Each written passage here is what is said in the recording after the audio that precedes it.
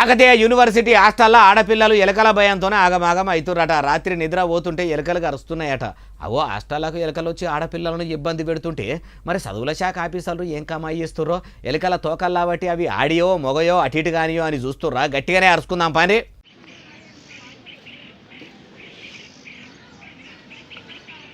అయ్యో పాపం చూసినరా, ఎలుకలు పాడుగానే ఎట్లా కొరికినాయో. రాత్రి నిద్ర పోతే ఇట్లా ఒక్కరిని కాదు ఇద్దరిని కాదు ఇప్పటి వరకు 14 మందిని గరిచినాయట. అగో అడ్డమైన ఎలుకలు గరిస్తే లేనిపోని బీమార్లు వస్తాయి. అంతా గోస ఉంటే ఆడపిల్లలంతా పోయి హాస్టల్లో ఫిర్యాదు కాలేదా అంటే ఈనుండ్రి.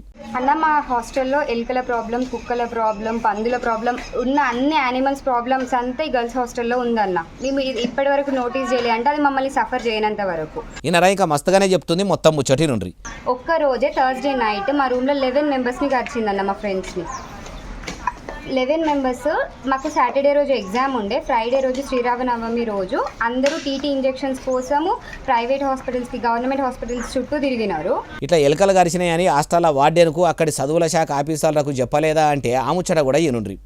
మళ్ళీ మేము థర్స్డే రోజు ఇన్సిడెంట్ అయితే ఫ్రైడే రోజు మేడం వాళ్ళ దృష్టికి తీసుకపోతే వాళ్ళు ఎవరు రెస్పాండ్ కాలేదు. ఫ్రైడే రోజు నైట్ వచ్చి ఒక ఎలుకల ప్యాడ్, ర్యాట్ ప్యాడ్ ఇచ్చి వెళ్ళిపోయినారు. కాళ్ళను ఎలుకలు గరిచినాయి మేడము, టీటీ సూది మందుల కోసం దావకాన్ల చుట్టూ తిరిగినాము. జర హాస్టల్లో ఎలుకల బాధ తక్కువ చేయండి చెప్పుకున్నా కూడా హాస్టల్లో మేడము పేరుకు ఓ ఎలుకల ప్యాడ్ ఇచ్చిపోయిందట.